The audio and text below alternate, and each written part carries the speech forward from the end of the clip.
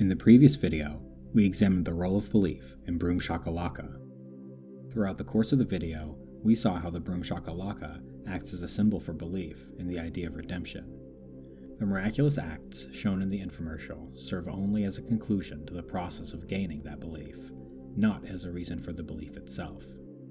Conversely, this transformation, from mundane object into a symbol of higher meaning, is not what we see in the program about the Book of Christ. In fact, we see the opposite transformation. This book starts off as implicitly divine, and over time, each part of that higher meaning is stripped away. Even so, the hosts of both programs share the process of gaining faith. It's this difference in the subject of that faith that we will be examining today. Prophet, Savior, Son of God, and now published author. From the beginning, the claims of the program bestow a certain amount of divinity on the Book of Christ. It's claimed that this is the only book of the Bible written by Christ himself, and we go into the program to learn more about this discovery. But everything we learn casts doubt on the validity of the document, starting with the origin story. But it wasn't uncovered until 2001 in the rubble of a Sbarro bombed by Hamas during the Second Intifada. The resting place of the document, being under a Sbarro pizzeria, gives the distinct purpose of making the discovery as mundane as possible. If it was found in any other patch of Earth, there's no telling what incredible history that part of the world might have seen. But a Sbarro is about the most lukewarm, boring location possible. There, the book was purchased on the black market by Greek shipping magnate Gregorios Panagitopoulos. Panagitopoulos sold the book to Greek shipping maven Gavril Ragas. After an inglorious discovery, the document is subjected to an extremely confusing custody battle involving several Greek shipping magnates. For the audience, this serves to disrupt the chain of custody. Each new link in the chain introduces some doubt that the document is the original. But who better to answer such a question than the leading theological experts? The theological community was wary of hoaxes after falling for Jesus' sunglasses a few years earlier. But after careful study, the document was found to be authentic. This certification, the hokey graphics notwithstanding, does nothing to assuage the doubts of the audience. Given that these experts were fooled by such an obvious forgery as Jesus' sunglasses, their certification means almost nothing. Especially considering that we are first hearing about this book in a television program instead of in some kind of scientific journal. One wonders just what kind of experts we're dealing with. The hosts of the program each have their own problems with credentials. Professor Edelman is currently suspended. Reverend Fryer is no ordinary pastor, but a pastor at a megachurch, which comes with its own criticisms. Dr. Crowley is an archaeologist, but at a school of music. These three hosts don't seem up to the task of revealing the contents of a new book of the Bible, and indeed they aren't. But their half-baked certifications are strangely appropriate for the document we're about to examine. Unlike the Bible of old, designed to be misunderstood to justify abhorrent practices, the Book of Christ is full of useful information, like Jesus' recipes. That's right. Jesus was also a chef. If you're looking for concrete and practical instructions, religion is the wrong place to go. Somehow, though, the suspended theology professor is comforted by the inclusion of some handy recipes in the Book of Christ.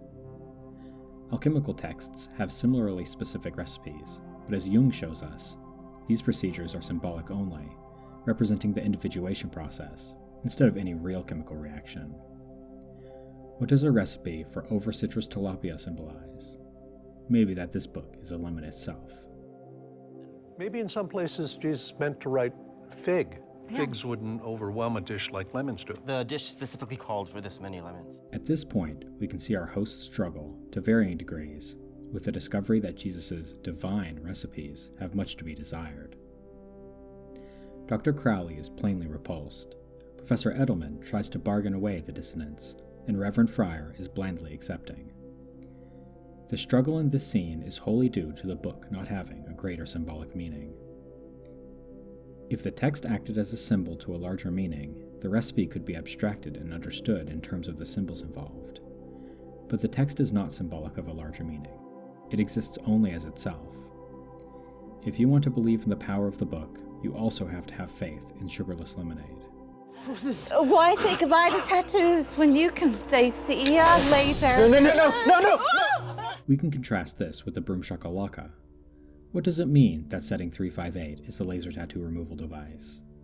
It doesn't have to mean anything specifically, even though it can mean something to anyone, because the device acts as a symbol to a greater theme.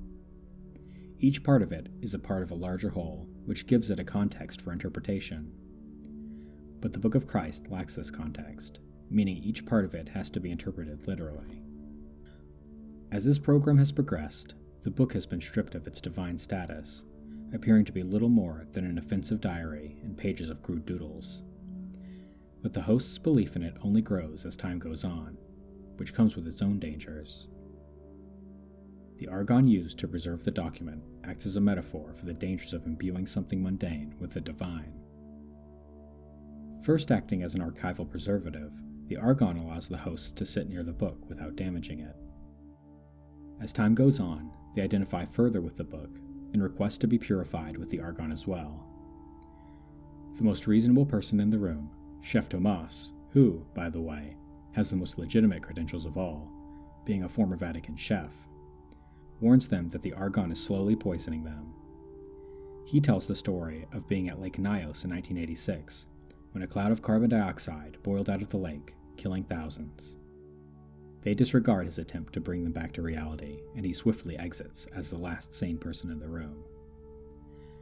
Their misplaced belief in the book continues to consume them. Jesus' digitally reconstructed cough plays a dirge while they die of argon poisoning. I can't pretend to understand what happened here today, but if you've ever wanted to get time back, if you've ever wanted a second chance to reclaim what's important in your life. This final scene, compared with Broom Shakalaka, shows the danger of such misplaced belief. The Broom Shakalaka fulfills the promise of making things right again and symbolizes saving all that wasted time. But the Book of Christ symbolizes nothing and fulfills nothing in turn.